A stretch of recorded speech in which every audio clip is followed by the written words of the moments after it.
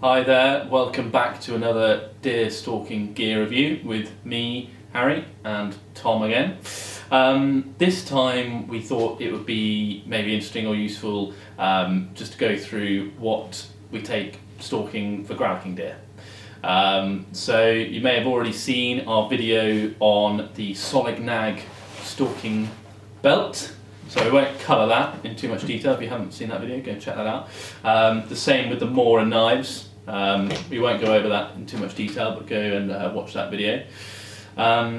So, I mean, basically when we're going out stalking, there's quite a few bits to take when you need to gralloch a deer.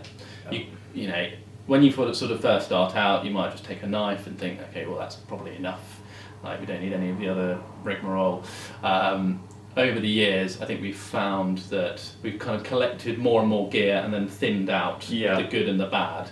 So hopefully this is kind of the good stuff that we've kept, you know, because we've tried a lot of stuff. I mean, I've tried a few bits and bobs. We'll cover some of the bits that we've tried and then they've not, for whatever reason, have not found it back into the kit bag. Yes, but this is what's in here at the minute. Yeah. So, starting with the knife, obviously the Mora, like we've been over before, very, very good knives, dependable. Not the sort of best steel in the world, so you've got to keep sharpening them, but that's okay. I'd get a couple of them, then you can sort of alternate them, chuck them in the dishwasher when you get home, happy days. The other thing that I keep on, so I keep that actually on the belt. The other thing that I keep on my belt is this, which might not be that familiar to many of you, but that is the Mora gut hook, which I've actually found to be really, really helpful, obviously for opening up the sort of belly of the deer. It's also really handy for skinning, I find. For instance, when you're going up like the back legs or down the neck or down the front legs, you make a slit and this will follow basically the skin, and then you don't have to use a knife.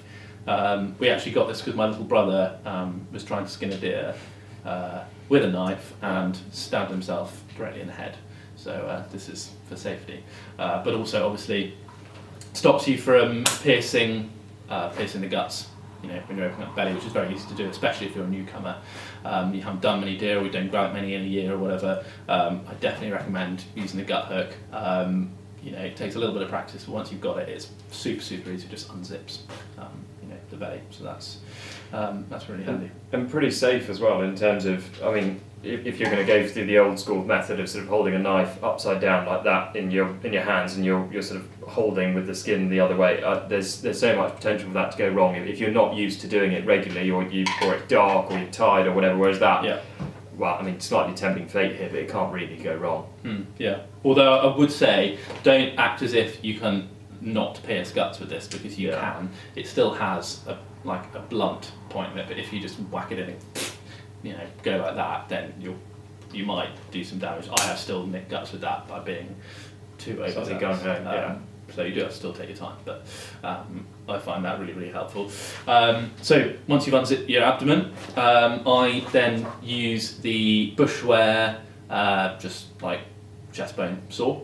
Found it really, really good. To be fair, it's the only one I've ever used. I've never really wanted for anything more. You use the same one, didn't you? I had a Castrum one, but very looking at it, very similar in exactly the same in design. I think mine was orange, and that's probably the only other difference to it. It's one of the things that I've stopped using, only because I've just stopped going through the rib cage. I think it just leaves you with a slightly cleaner carcass, less hair and bits and pieces everywhere. But I mean, if you are going to go through, if I bring them back to the larder and then I'm going to go through them there, I still use one of those because it's just slightly more wieldy than a great big sort of normal butcher's or bone saw. Yeah, they're great, and they've got a flat end to them, so you can't pierce anything really with them. And yeah, they make a nice proper clean cut. I never really wanted for anything else. So that's always stayed in my stalking bag. Other less interesting things, blue gloves, like normal sort of milking gloves, obviously to keep any contamination from you getting in the carcass or the other way around. I also bring with me sort of small Like, you know, you get those little tiny pedal bins in like Yeah. a bathroom or something. Yeah. I've got these bags because if you want to keep heart, liver, Yeah. whatever, chuck them in that. You know, tie the end off, chuck it in your bag. Or if you want to keep the lungs for your dog or something, you know, offal's pretty good. Usually someone in the village who likes it or whatever. So yeah, they're quite handy. And then, quite importantly, head torch, which if you're evening stalking, really, really essential bit of kit. Yeah. You know, we've all been there, like on your light or whatever, and they're trying to do it with a phone one-handed or whatever. This just makes it so easy.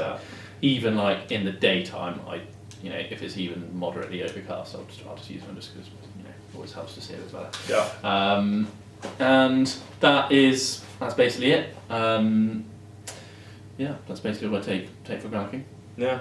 Tom? So the only other bits that I have in my kit that Harry possibly doesn't, or you possibly do, you haven't mentioned them, is I have a bag of these normally in the car somewhere, so that when I get back to the car, I literally just get everything kind of washed down with some of these. Probably horrendous for the planet, but means that everything's just that bit cleaner and it's not dried on, and then you're not driving home literally with sort of blood up your arms and getting it all over the car and everything. And I think I can get them really, really cheaply, Tesco, Amazon, whatever. In terms of bits I've had in my kit that haven't then made it back into the kit, is, as Harry said, I think when you start there is this great tendency, you see loads of stuff online and you're like, oh yeah, that's going to be awesome, and you go out and buy it and you might use it once or twice, and then as you get better, but also I think your kit bag gets bigger and bigger and bigger to the point where you're like, okay, what is actually sort of essential? Chest spreaders, when I first started, one of the guys I stalked with always used to have one of these in his back pocket and always used to just stick it in just to make life a bit easier, and yes, I suppose it does to some degree, but I sort of got to the point where I was actually just doing the gralloch without them, and especially if you're not going to cut through the sternum, I don't think you really need them. Fine, but not an essential. A lot of people like to do suspended grallochs these days, and I bought one of these when I sort of first started, used it once or twice, I have to say, so it folds completely sort of flat like that, but I very quickly stopped using it. It's quite heavy, it's a little bit cumbersome, and it makes a noise when it's in your back pocket, and to be honest, fine for roe or muntjac, but actually when you get a big fallow, perhaps not wide enough, and again, you've got to have something to be able to hook it onto, and actually, to be honest, by the time you found a tree sturdy enough to put this onto, and you've kind of hoiked this up into the tree, actually, I think you're better off just doing it on the ground. So that didn't make it back into my kit bag, and that's probably about it, I think, actually. Yeah. The only thing I haven't mentioned, which I failed to bring with me, but I might do another quick review on, is what's the name of the chap? There's a guy on Instagram who does basically canvas gauntlets, which go up your arm and they stop you getting blood. Does deer tray covers as well, doesn't That's he? the name, yeah. Deer tray covers. He does basically like canvas gauntlets that go from the end of your glove up basically to your elbow. So if you're doing reds especially, anything that's got a really deep rib cage where you need to really reach in to grab the stomach or whatever, big fallow, that just saves a real mess. And they're really handy. Go in the dishwasher again. Your other half is love you. She's not that happy afterwards, but yeah.